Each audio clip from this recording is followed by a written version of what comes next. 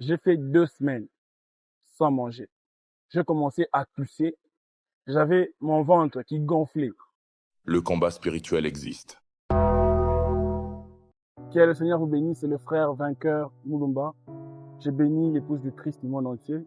Je vous apporte un témoignage qui va édifier la famille Jésus-Christ.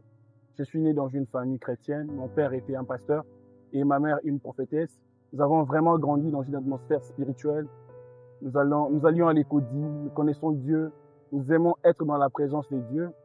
Mais arrivé à l'âge de 17 ans, j'ai connu un grave problème. J'ai connu des difficultés, une maladie qui m'a poussé vraiment à chercher Dieu. Lorsque j'étais à l'internat, le collège Ndingambote, j'étais en 6e des humanités et c'est là que la maladie a commencé sans le savoir. Un jour, j'ai fait un rêve où j'ai joué au basket et puis soudain, je suis tombé. J'avais des essoufflements. Je suis allé chez l'infirmier et il m'a dit que non, ça va, ce n'est rien, c'est juste la fatigue. Et j'avais aussi un autre problème, c'est que au niveau de ma poitrine, j'avais une déformation qui s'installait, une asymétrie thoracique. Il m'a dit que non, c'est normal, dans le corps humain, il y a des inégalités. Et je faisais aussi des crises.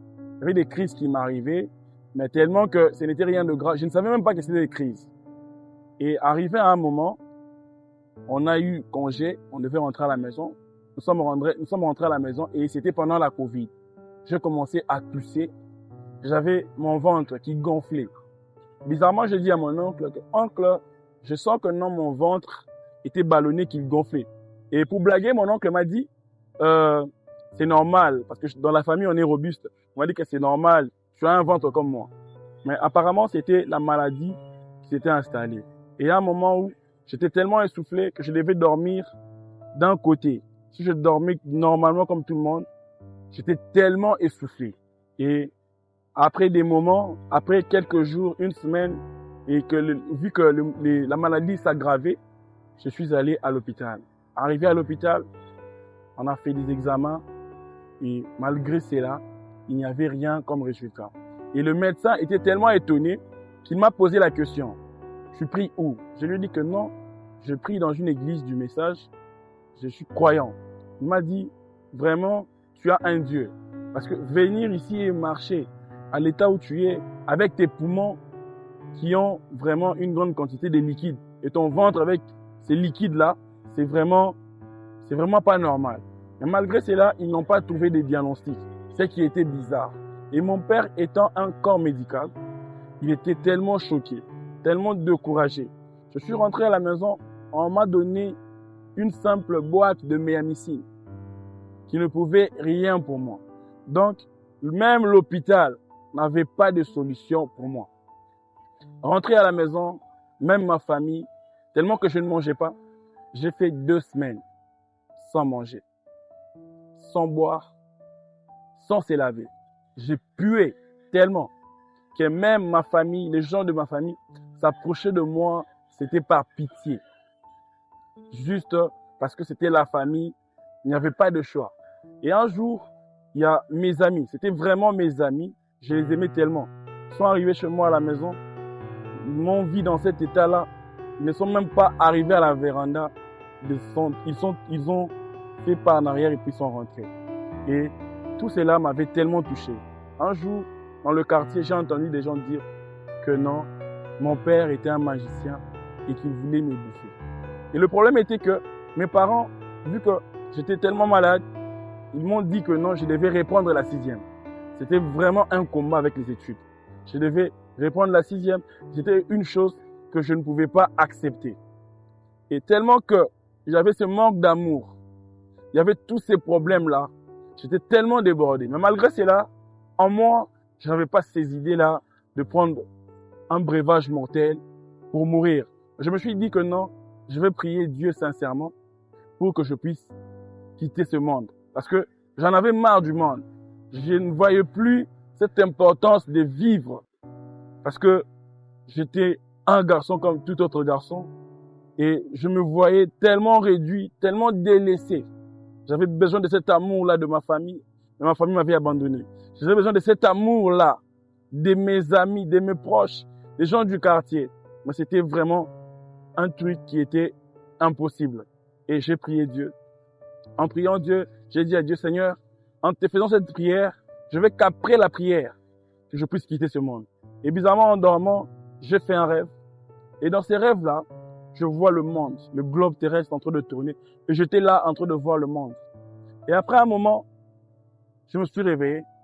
Je me suis dit, je crois que Dieu me donne un signe, que je ne mourrai pas, que je vivrai.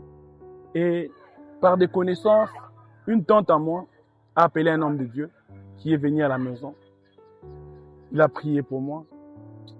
Et en priant pour moi, la façon dont il priait, la façon dont il me parlait, cet amour qu'il m'a donné, ça m'a fait sentir que j'étais encore important, qu'il y avait encore une personne qui pouvait compter sur moi. Et on a aussi appelé le pasteur Barouti. Il a prié pour moi. Et j'ai continué à être à la maison malgré la maladie. Mais je savais que Dieu allait faire quelque chose. Parce que nous avons continué avec la prière. Mais malgré tout cela, ma famille continue à croire que j'étais un cadavre, un mort vivant. Et dans l'avenue, il y avait tellement de murmures. C'est pourquoi j'avais décidé d'aller vivre chez l'homme de Dieu. Arrivé chez l'homme de Dieu, j'étais tellement bien accueilli par l'église, par sa femme, par ses enfants. On préparait pour moi, j'ai mangé et ça m'avait vraiment réconforté. J'allais avec lui à l'hôpital. J'allais avec lui à l'église. C'était vraiment devenu un ami. Il me prodiguait des conseils. Il me parlait de Jésus. Et quand j'étais à l'hôpital, il y avait un mauvais diagnostic qui a été posé par le médecin où j'étais. Et en priant, on a prié. Un jour, Dieu est descendu. Dieu a dit que tu ne mourras pas, que tu vas me servir. Et que même tes études à toi, tu vas les finir parce que c'est moi, Dieu, qui a les derniers mots. Malgré tout cela, je me rappelle que étant jeune, je voulais vivre selon ce monde. Je voulais me conformer à ce que mes amis faisaient, mes amis qui fumaient, mes amis qui faisaient du n'importe quoi. Et moi aussi, je voulais essayer tout cela. Mais je n'étais pas appelé à ça. Dieu avait quelque chose à faire avec moi. Et en priant, nous sommes allés à l'hôpital et Dieu a fait grâce. On a posé un diagnostic. Et je commençais ma cure. J'étais toujours chez les pasteurs.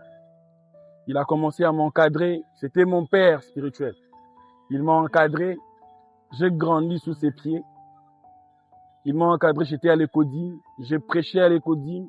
Et après un moment, je suis arrivé dans la grande assemblée. J'ai aussi prêché vis-à-vis de ce que Dieu m'avait dit. Dieu m'avait dit que je le servirais. La maladie, c'était juste des obstacles qui étaient au-devant de moi pour me rappeler qui je suis.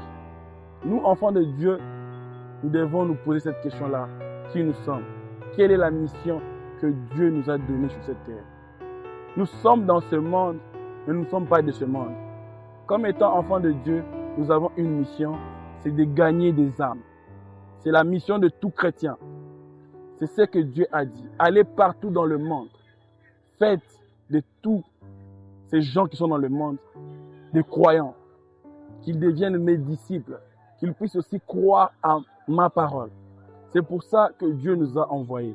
Mais aujourd'hui, nous chrétiens, nous oublions l'essentiel. Mais je vais dire quelque chose à un enfant de Dieu, tel que tu es là, tu dois savoir qu'il y a un ciel à gagner et qu'il y a l'enfer à éviter. La maladie m'a permis de voir que Dieu est grand. Mes parents n'avaient pas, ils avaient peut-être des moyens. Oui, mais les moyens n'ont servi à rien. Parce qu'à l'hôpital, il n'y avait pas de diagnostic. Mes amis, que j'appelais vraiment amis, on mangeait ensemble, on faisait tout ensemble. Mais ils m'ont délaissé. La famille était là, mais ils ne pouvaient rien faire. Seul Dieu, seul le Seigneur Jésus-Christ qui m'a racheté. Il a encore accepté de m'appeler, de me repêcher. Moi qui étais déjà perdu, qui était sans valeur. Moi qui croyais que j'allais mourir. Mais Dieu ne m'a pas laissé. Il m'a appelé, il m'a lavé, il m'a façonné, il m'a donné une forme. Et aujourd'hui, je suis au devant de vous pour vous dire que quels que soient les problèmes, quelle que soit la durée de la nuit, la lumière finira par apparaître. Car le Seigneur Jésus, c'est l'ami fidèle. Les gens de ce monde peuvent t'abandonner. Ta famille peut te délaisser. Les amis, mais Jésus-Christ, c'est l'ami fidèle. Il n'a jamais manqué un rendez-vous. Il est le premier à venir à un rendez-vous et le dernier à y partir. Là où tu es, fortifie-toi. Crois en Jésus. Et je dirais encore une chose à tout enfant de Dieu. Devant un problème, mets tes genoux à terre et prie Dieu sincèrement. Car la Bible nous dit que si mon peuple, sur qui est mon nom, s'humilie, prie et cherche ma face, moi le Seigneur, je l'exaucerai des cieux. Donc, là où tu es, sois réconforté. Car la Bible nous dit aussi que tous ceux qui se confient en Dieu ne périssent point. Mais ils vont de gloire en gloire, de victoire en victoire, d'élévation en élévation. Que le Seigneur vous bénisse.